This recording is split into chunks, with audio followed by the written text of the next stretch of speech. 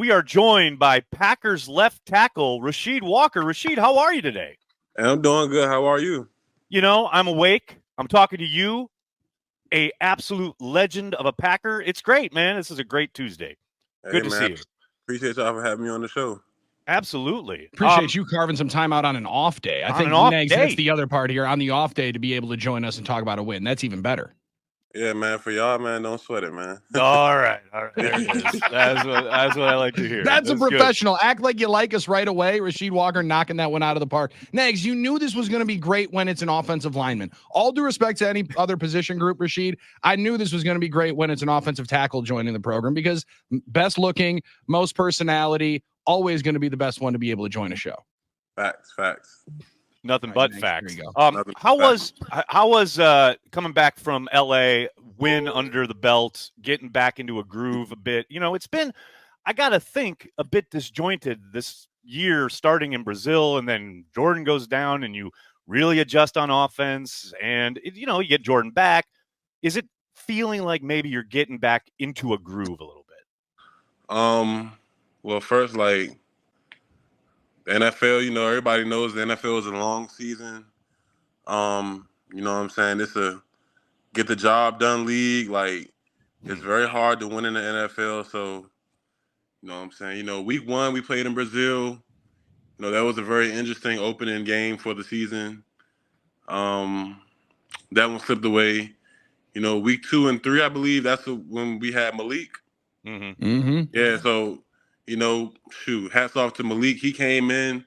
Literally, I watched this guy come in the first day, and I watched him have to learn the offense and start off slow.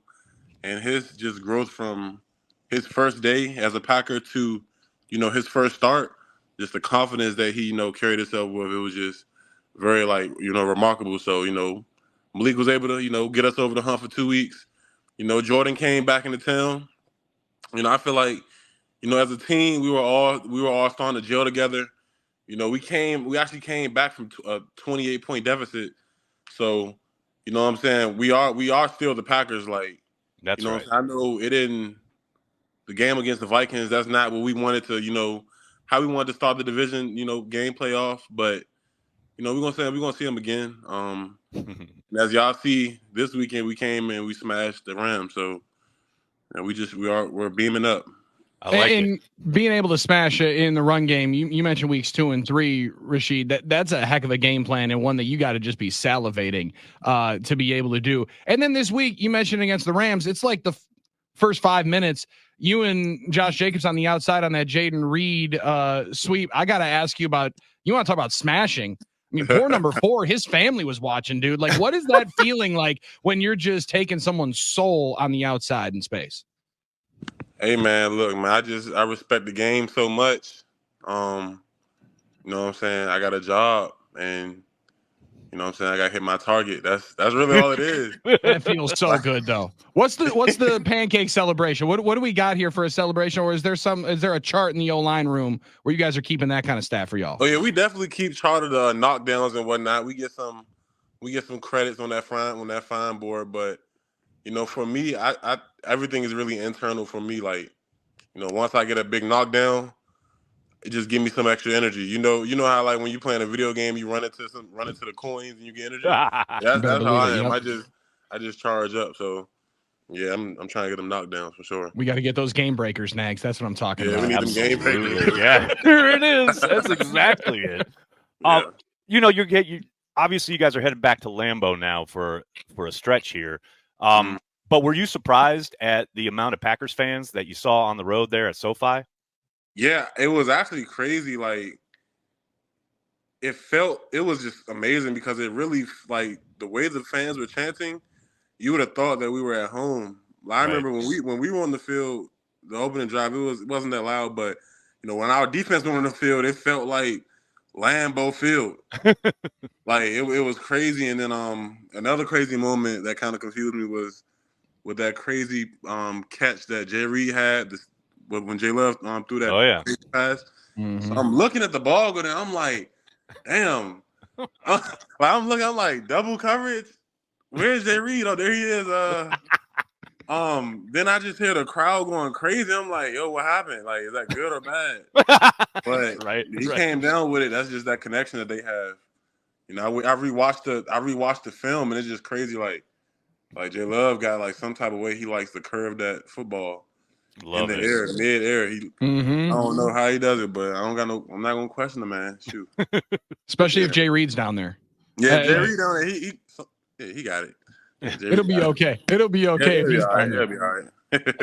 Rasheed, for you this year, man, coming in knowing you were going to be the guy, how much different was your preparation for the season any bit different? You mentioned it's a long season, going through it last year, playing as many games as you did, and then knowing it was going to be your role this year. Did that change your preparation at all going into the offseason? I feel like last year really set like a pretty good foundation for me. Like, you know, people probably don't understand, but the NFL is just like detail oriented. Like NFL football, you just got to be on your P's and Q's at all times. So I feel like me banking all those game reps last year just set the foundation for me to work on this year. I take the offseason very serious every year. You know, I work out with my trainer. I take OTA serious. I took all the reps, all the left tackle reps pretty much in OTAs, and I didn't take none of those reps for granted. So, you know, my game is just always trying to, you know, get better and just outdo myself. So, I don't know what week we're in. We're in week 6? Heading into, going into week 6. Heading into week 6. We got a lot of football to go and just a lot of time to keep on getting better. Well, you mentioned, Rasheed, you mentioned watching film, and it's interesting you talk about how serious you take it and how kind of you really dive into the details, because I remember this summer at training camp, we go into the locker room and guys are on their phones or they're yucking it up or whatever. There were a couple of days I remember going in and you are literally there with an iPad and a salad, and you're just like devouring the salad while watching cut-ups from the practice that you just finished. Like, is that normal? Is that your normal routine? I mean, yeah, I just try to be as intentional as I can about, you know, practicing.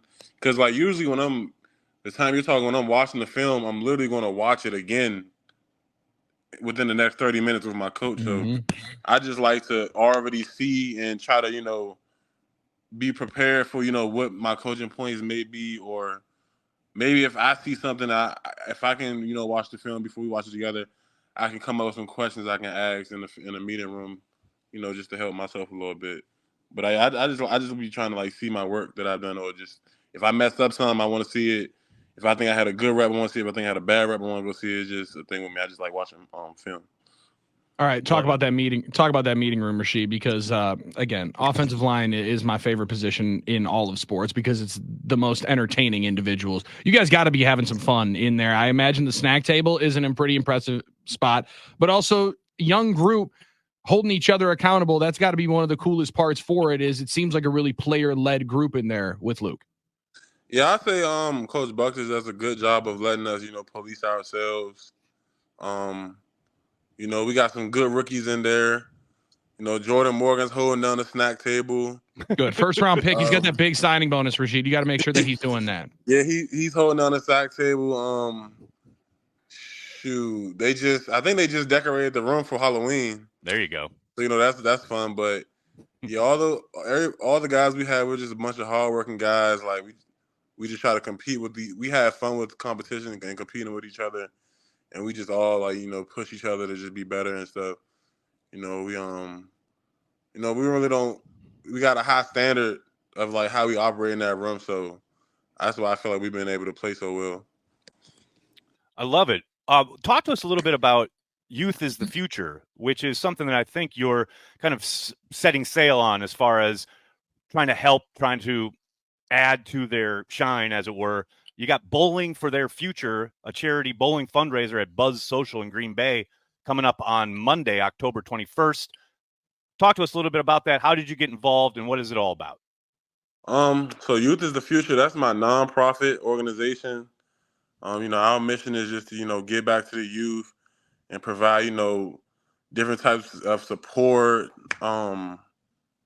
We want to also, what's the word I'm looking for? We want to provide, you know, mentorship, stability for, you know, kids who, you know, who just need a little more help, because I feel like I take the youth very serious because I understand, like, as a kid, and getting to where I am right now, it really takes a village. Like, and I feel like sometimes people get away from that. Like, it's a lot of kids out here that need us. It's like me being in a position to help somebody, help a young person, get to where they need to be, or just keep them on track. Like that means a lot to me. Like, for the past 2 years, I've been hosting my annual free football camp back home, and just seeing those, like, the looks on those kids' faces after they complete a day at my camp, it just really, like, it just keeps on burning something in my heart to make me want to keep on going and harder for them. So my nonprofit organization, we're going to be just doing a bunch of cool things for kids, like our coat drives, book drives. Football season come around. Sometimes kids need extra help. Getting football equipment, football cleats, school supplies, basketball shoes. Like, a long term goal I have in my vision is I want to start my own recreational center in Maryland, because I grew up in boys and girls clubs, and I feel like that pretty much kept me off the streets and kept me from doing things that I wasn't supposed to be doing. And, like, even like I learned that I wanted to play football through boys and girls clubs. Like, if it wasn't for the boys and girls clubs, I wouldn't be playing football. Like, that boys and girls clubs kept me active. So I feel like it's necessary, for me, to step forward and try to build my own recreational center and put in my hometown. Because one thing about my hometown, Waldorf, Maryland, is it's a bunch of, like, talent as far as, like, athletic. Like, the kids out there are very smart. Kids are very talented, but I feel like we're just missing, like, a safe space for kids to go and just develop. You know what I'm saying? Just absolutely, as people, as athletes, as students, get a little more extra attention that they need. You know what I'm saying? Have some mentors, have some extra mentors.